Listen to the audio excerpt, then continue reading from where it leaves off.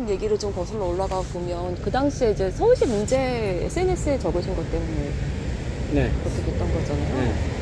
근데 공무원 노조법에 따라서 그리고 공무원 노조 해직자 복지법에 따라서 복직 신청을 하면 서울시장은 복직 신청에 큰 문제가 없으면 복직을 시키면 되는데 그 터무니없는 꼬투리를 잡아가지고 복직을 안 시켜서 지금 현재 복직 투쟁을 작년에 6월 23일 날 신청을 했더라고요. 복직 신청을. 그러니까 한 1년 가까이 지금 네. 해고 투쟁을 하고 있죠. 공무원노조 해직자 복지법이 2020년 12월 달에 국회에서 제정이 되고 아, 네네네. 그리고 이제 4월 달에 2021년 작년도 4월 달에 시행이 됐어요. 그래서 공무원노조 우리 내부의 의사결정을 하고 그 결정 결과에 따라서 6월 달에 신청을 한 거죠. 네. 사실 이제 뭐 여기 요즘에 뭐 TBS에 대한 발언 그리고 여기 프레스센터 사용하는 문제 이런 것만 봐도 오세훈 후보의 어떤 언론관 되게 문제다 막 이러는데 선생님의 사례도 비슷한 것 같거든요. 비판 좀 올렸다고 해서. 그러니까 오세훈 네. 지금 시장이죠. 오세훈 시장이 운이 좋은 사람인데 이 사람이 반칙과 파울을 일삼아요. 근데 그것을 우리 사회가 아직 정확하게 그 사람에 대해서 모르니까 저렇게 저 자리에 가 있는데 내용을 속속들이 들여다보면 저 자리에 가 있을 수 있는 사람이 아니고 파울을 막 함부로 하는 거죠. 사실은 저 말씀하신 것처럼 저 위에다가 그걸 올려놓으면은 안 되는 거죠. 지방자치 제도를 시행을 하면 그 도시계획위원회라든지 건축심의위원회를 통해서 자치단체장이 함부로 못하게 하는 게 있어요. 그러니까 예를 들자면 아파트를 짓는데 30층 이상을 못 짓는다. 근데 서울시장이 내가 산 땅은 50층짜리로 좀 짓고 싶어. 그러면 그 사람이 자기 멋대로 50층을 짓겠다고 계획을 하면 도시계획심의위원회에서 안 돼. 30층만 줘. 이렇게 결정이 나잖아요. 그래서 위원회가 있고 필요가 한데 저 사람은 그런 게 필요 없는 거지. 자기가 생각한 대로 뭐든지 하는 거예요. 그러니까. 그래서 방송통신위원회라든지 사회 구성원들이 원하는 방향이 있는데 자기는 교통방송을 안 들을 수 있지만 다른 사람들은 들을 수 있잖아요. 교통방송 듣지 말고 교육방송으로 바꿔. 이런 발상 자체가 굉장히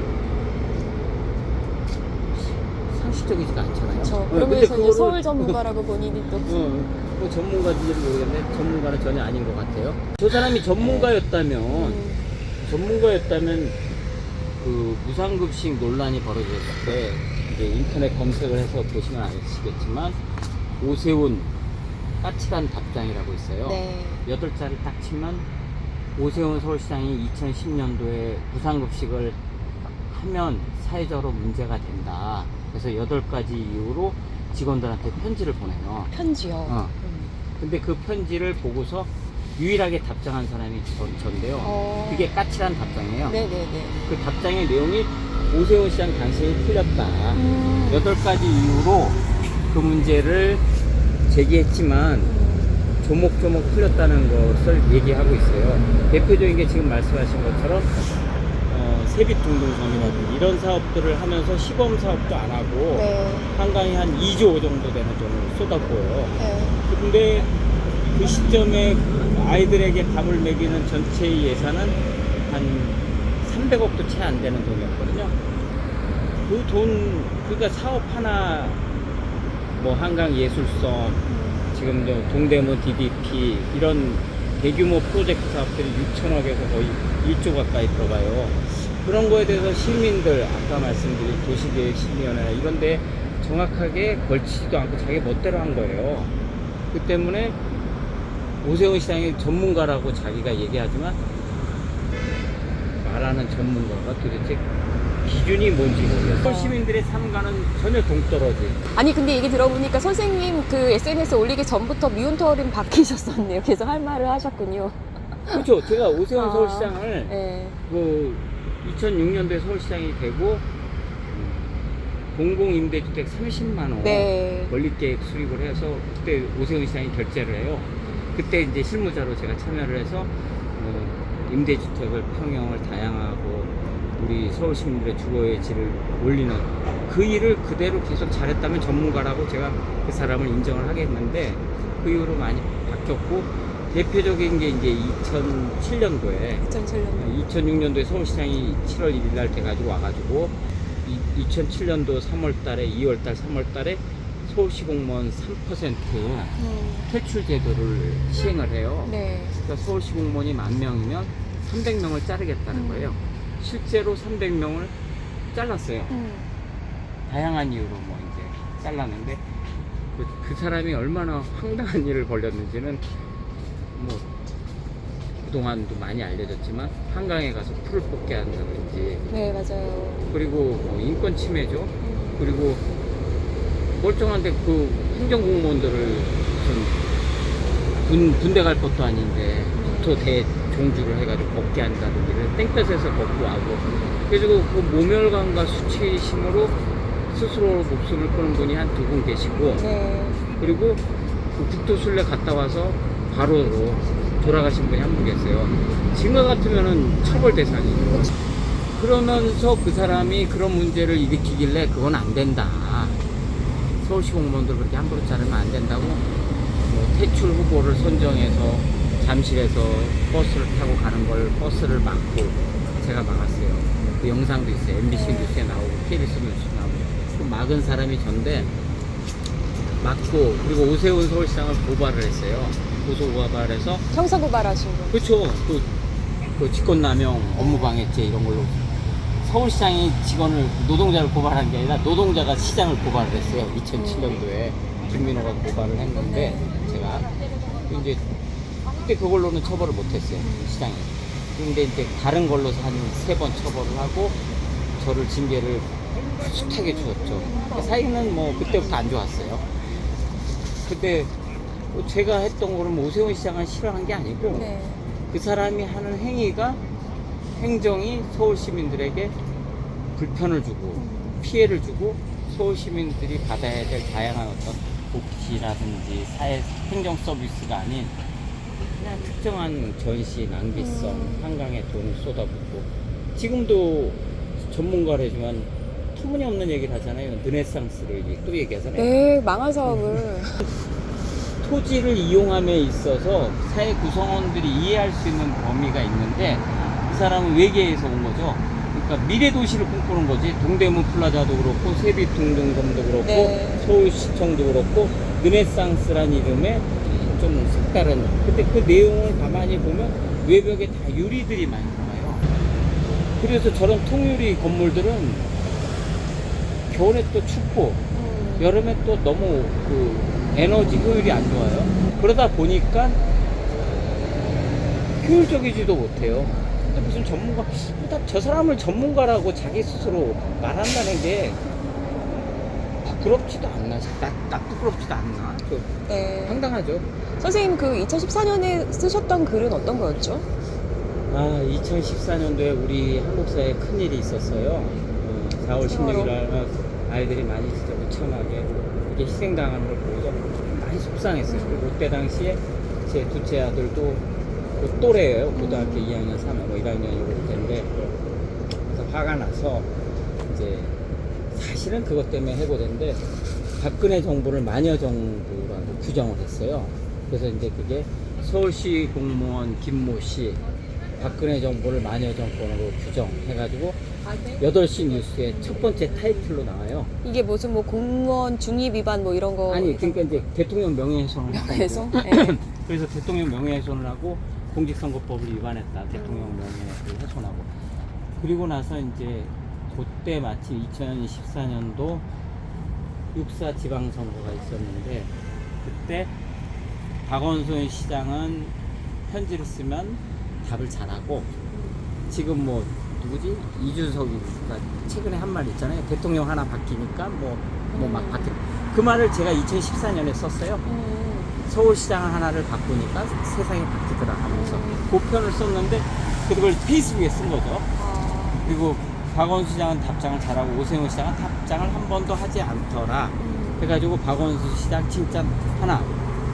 그리고 정몽준 그때 당시 서울시장 후보가 그 아들이 좀 부적절한 용어를 썼어요. 미개하다. 국민들. 그랬죠. 국민 미개하다고. 국민을 미개.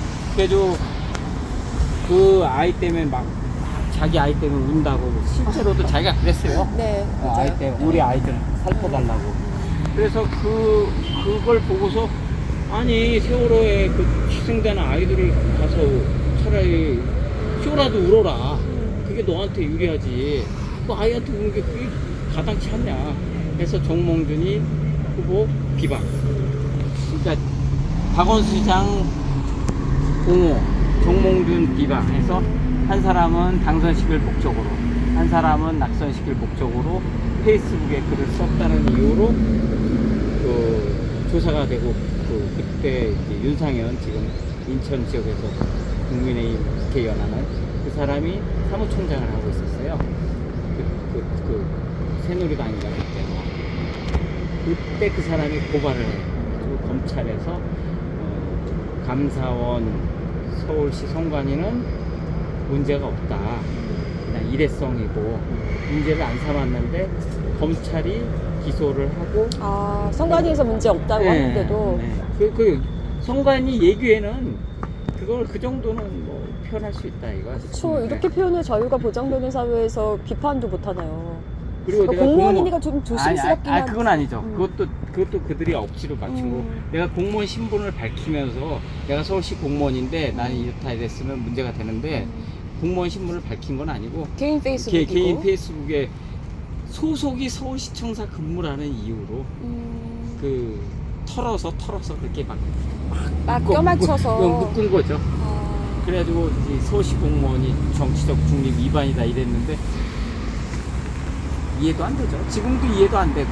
근데 이제 그래서 일사천리로 진행이 돼가지고 2015년 12월 24일 날 크리스마스 날 대법원 확정 판결로 당연 퇴직. 공직선거법 위반 벌금 150만 원. 대통령 명예훼손 벌금 100만 원, 250만 원 벌금 받아가지고. 근데 이게 비판마저 공직선거법으로 묶어버리면 공무원들한테는 아무리 잘못된 명령이 떨어지더라도 그냥 입 닫고 따르라는 얘기인 거잖아요. 좋아요도 못 누르게 하는 건데요. 네. 이게 그 공무원은 그 좋아요도 못 누른다고요? 지금도 좋아요도 누르면 처벌하죠. 아이고. 그래서 한국 사회가 네. 이 공무원들의 그 정치적 중립을 헌법이 보장하고 있는 정치적 중립을 잘못 적용되고 잘못 활용함으로써 사회가 굉장히 낡은 방식으로 진행이 되는 거예요. 그러니까 어떻게 보면 정상적으로 구성원들이 정상적인 역할을 할 때 비로소 정상적이 되는데 그렇지 않고 막 입을 막으니까 말을 못하니까 그러니까 권력자들이 아까 말씀드렸듯이 50층짜리 줘 그러면은 안 됩니다. 30층밖에 못 칩니다. 이 얘기를 해야 되는데 50층 줘 그러면 다 그냥 이러고 결국에 그 사람 당은 50층짜리를 짓게 돼. 그래서 그 지은 사람도 그리고 그렇게 한 모든 사회 구성원들이 고스란히 폐해를 받는 거거든요. 네.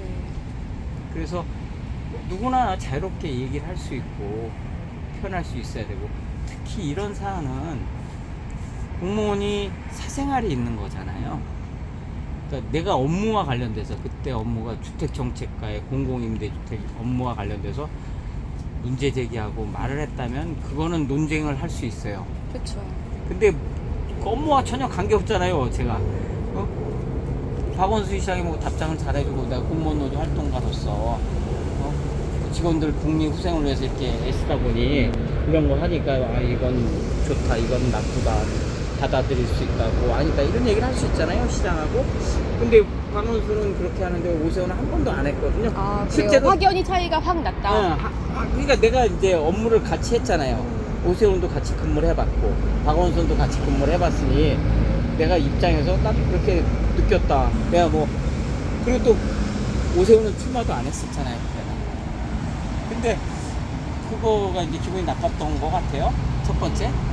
그리고 두 번째는 이제 정몽준 후보가 그 아이를 위해서 올 수도 있어요. 자기 아이를 위해서 올 수도 있고 근데 이제 공직에 출마해서 서울시장이 되겠다고 하는 분이 그 수락연설에서 그렇게 네. 얘기를 하니까 아유 황당하죠. 그래서 황당하니까 아이 뭐 당신 참 희한하다 하고 그냥 개인적인 생각을 쓸 수도 있는 거잖아요. 근데 그게 처벌 대상이 된다면 근데 그 잣대도 또 희한해요. 그때 행안부 장관 정종섭 장관은 국민의 그때 지금 국민의힘 전신인 그 당 행사에 가서 자 건배합시다. 우리 위하여 무슨 당을 위하여 한단 말이에요. 네. 그러면 그게 진짜 그 사람 문제 아니에요? 그 사람이 정치적 중립 위반 아니야?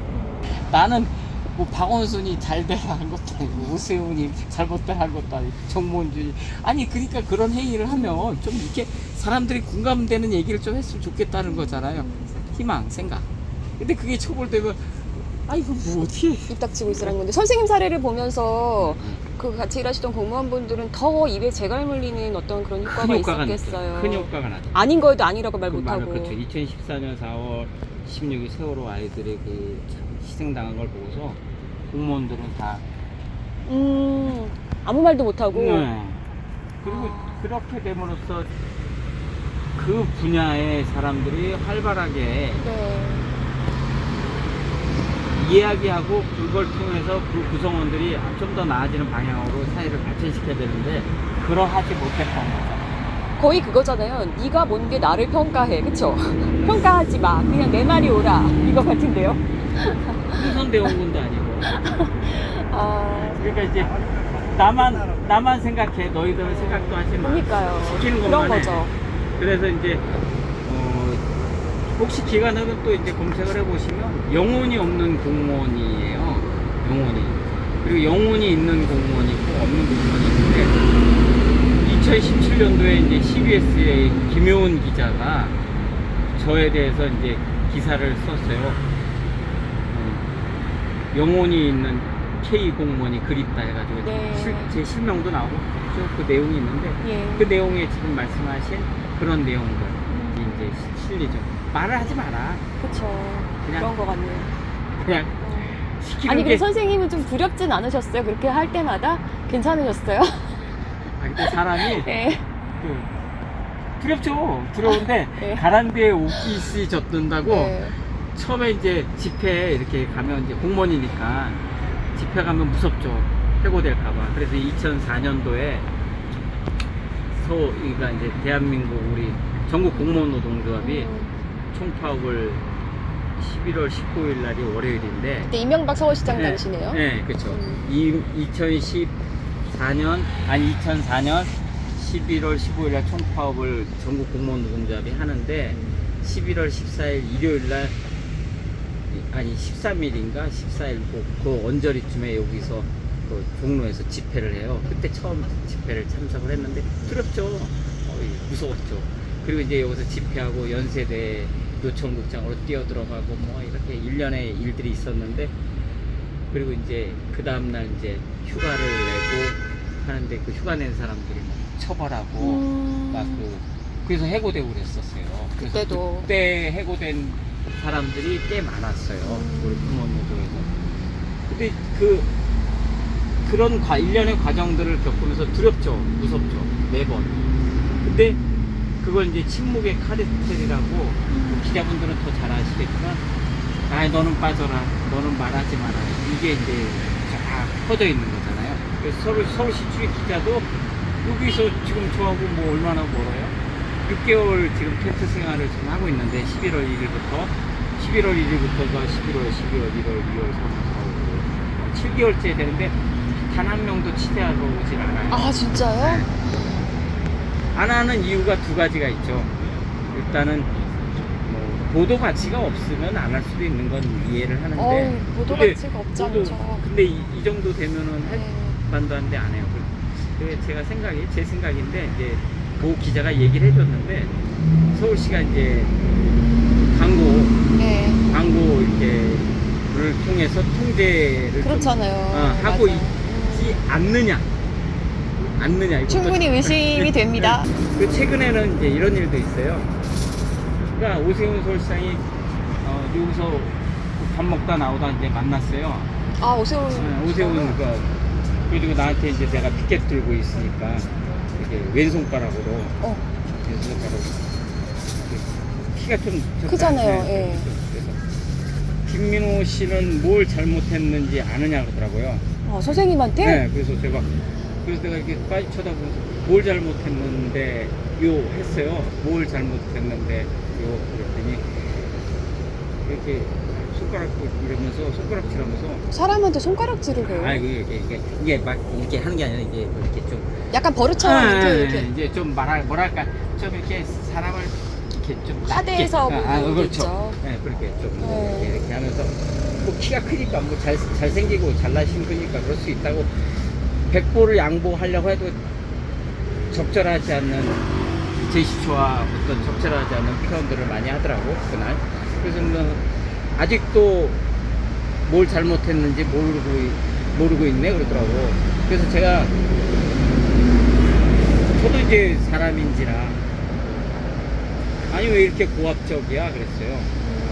왜 이렇게 고압적이야? 그리고 네. 옆에 있는 동기들한테 사진 좀 찍어주세요. 네네네. 그랬더니 오세훈 그 지금 후보가 시장이 뭔 생각인지 사진 찍지 마세요 딱 그러더라고요. 그래서 내가 그걸 보면서 찍히는 건 무서웠나 보네요.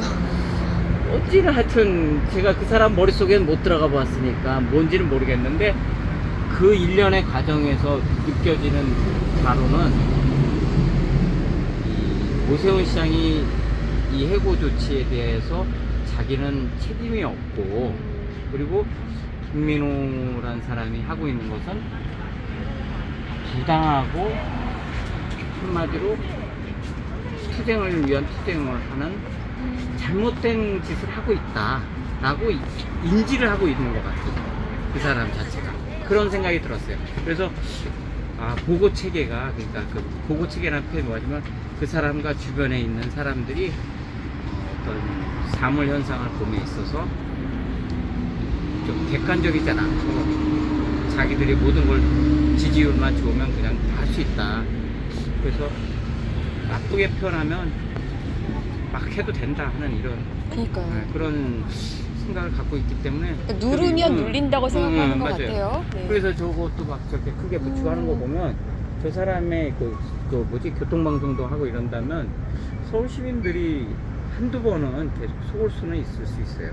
한두 번 정도는. 근데 결국에 그 화근이 본인한테 가요. 저는 그렇게 보고. 근데 그동안 또 너무 많이 실제- 망가지니까 이제 그게 걱정인 건데. 근데 우리 사회가 그렇게 망가져도 충분히 치유해낸다고 봐요. 뭐 당장 뭐 이런 거죠. 강남 사람들처럼 잘 살고 싶다. 우리도 사람은 추억을 먹고 살지 않아요. 돈을 먹고 살아요.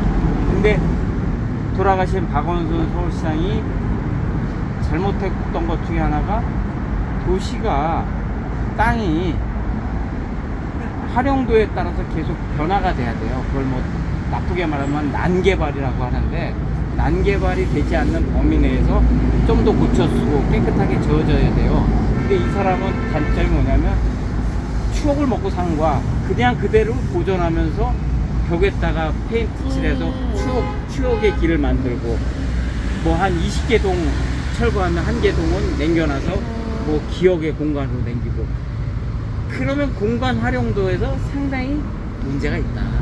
그렇기 때문에 그걸 통해서 그 사람들이 그 비용이 그만큼 또 올라가니까 싫어하는 거죠. 강남처럼 우리도 길 잘 만들어주고 강남처럼 우리도 좀 편하고 질 좋은 삶을 살고 싶은데 계속 그 페인트 칠 몇 번 하고 이러면 열받죠. 그럴 수밖에 없었던 이유가 있어요. 용산에서 그 많은 철거민들이 네. 그 뭐 고통을 당하니까 만개발하면 안 되겠다. 그래서 그 방향은 처음엔 맞았는데 시대가 변하고 추억을 계속 먹고 살 수 없으니 타협을 해가면서 가야 된다는 거예요. 그래서 오세훈이가 무조건 옳고 무조건 틀렸고 이것도 아니고 박원순이가 무조건 옳고 무조건 틀렸고도 아니고 그 구성원들이 위원회나 여러 가지 사회적 합의에 의해서 발전하는 거예요. 근데 그 말씀하신 거 들어보면 가장 큰 차이는 소통을 하느냐 안 하느냐. 그렇죠. 예, 그 차이가 가장 큰 것 같고 거기서 모든 문제가 발생하는 것 같습니다. 선생님 여기 지금 6개월 정도 계셨다는데 하필 제일 추울 때부터 괜찮으셨어요 겨울에? 추우면 예. 상상을 해요. 이거 계속 계시는 건 집에 아니죠. 왔다 갔다 하시죠? 그렇죠. 토요일 일요일 가고 네. 단식을 하고 그러진 않으니까. 처음에는 저기 서울시의회 예. 저기 위에 올라가 있으려고 했었거든요. 그러면 불행해져요. 보는 하는 나도 힘들지만 보는 시민들도 뭐 효과나 뭐 이게 집중도는 있을지 모르지만 그거보다는 그냥 현장에서 하루하루를 살아내고, 그리고 또 오세훈이라는 사람이 가지고 있는 가치와 체계가 한국 사회에 특히 서울에서 좀 더 변화돼야 될 필요는 있는데 아직도 저 사람이 다수가 지지하고 있으니까 그거는 좀 더 시간을 가지고 네. 계속 해야 되기 때문에 극단적인 좀 더 좀 효과적인 뭐 좀 강도 높은 것보다는 현실의 세계에서 하나씩 더 하는 게 한 사람이라도 더 저 사람이 잘못하고 있다는 걸 알리고 소통하는 게 더 중요하다, 그런 생각을 해서 그냥 계속 요새 토요일 일요일 나도 필요하면 집에 가서 쉬고, 사람이 뭐 그 전태일 열사가 8근무 시간을 지키자고 한 거 아니에요?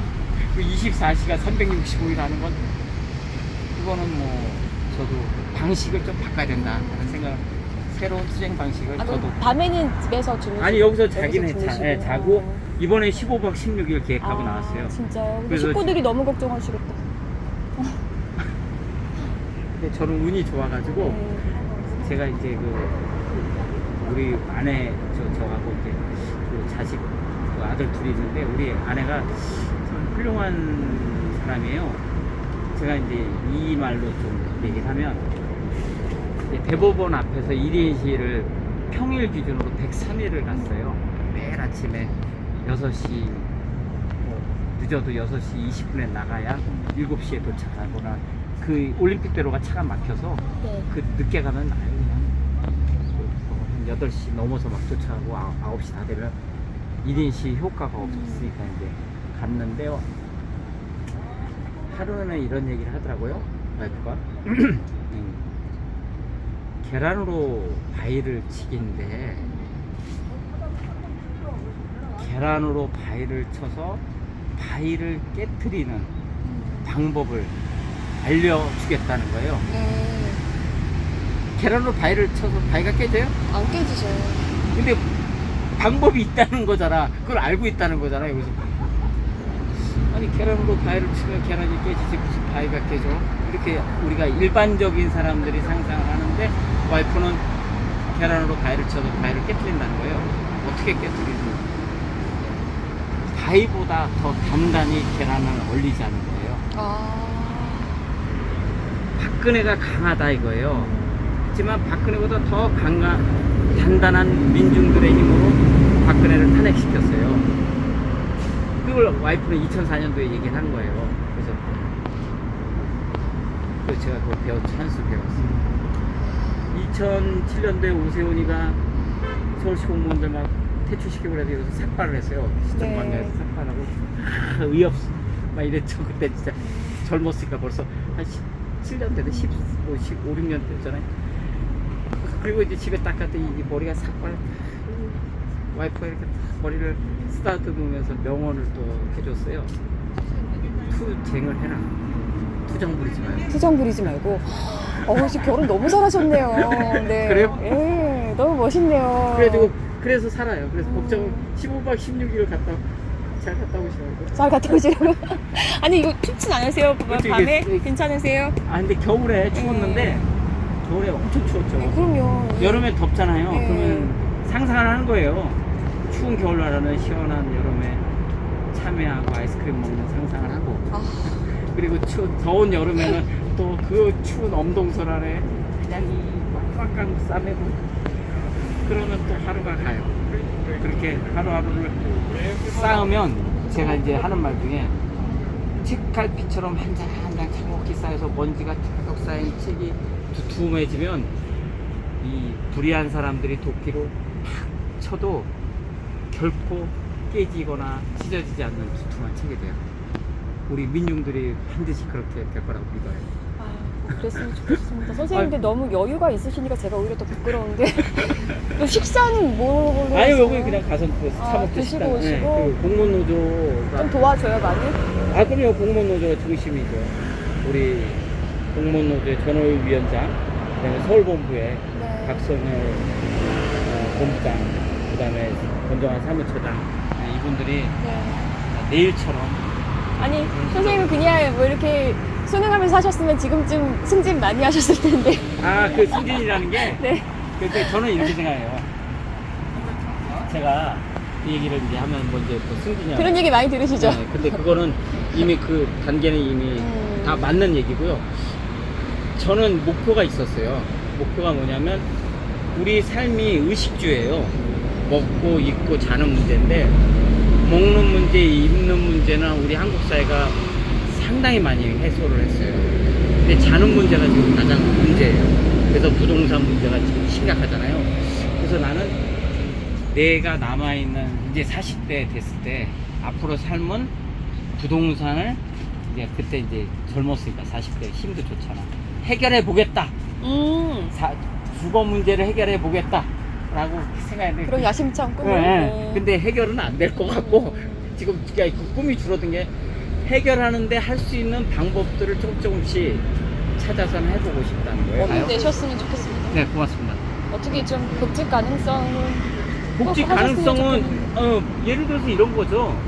오세훈 시장이 다시 서울시장이 되면 또 이렇게 숱한한 길은 아니겠죠. 그리고 저 사람이 시민이 지지한다고 해서 옳은 건 아닌데 행정소송을 통해서 또 다퉈야 되고 네. 또 한국 사회가 법이 잘 아시겠지만 정의롭지 않잖아요. 있는 사람, 힘 있는 사람이 이기는 거니까. 그래도 계속 가야죠. 그래서 복직이 되고 또 복직돼서 또 좋은 날이 있으면 또 서울 시민들을 위해서 그런 임대주택이나 우리가 같이 삶의 질이, 주거의 질이 좀 향상되는 업무를 또 하고 싶은 게 꿈이에요. 꼭 그렇게 되셨으면 좋겠습니다. 네, 고맙습니다. 아무리 좋은 일도 우리 학습이 어떻게 되냐면 일단 부정적으로 봐요. 그걸 긍정적으로 안 보고. 그래서 그런데 이런 거죠. 서울시 공무원들이 그 아까 말씀드린 그 김용훈 기자가 쓴 기사에 나오는데 2017년도에 서울시 공무원들이 박원순이가 딱 들어오니까 그 전날까지는 무상급식 안 된다고 그 난리치던 사람들이 무상급식 하겠다는 서류를 언제 그 밤에 만들어 가지고 와가지고 처음에 딱 들이대면서 나는 무상급식 찬성론자 딱 진짜요? 그 표현이 나와요. 그러면서 자기는 막 오세훈에 대해서 막 맹목적 충성하던 사람이 오세훈 비판하는데 막 거품 물고 하는데 밥을 다 토할 것 같았다고 써 있어요. 그게 뭐냐면 그 망월동에 지금 안장돼 계신 이영희 교수님이 한 말이 있어요. 지식인은 풍향계라는 거예요.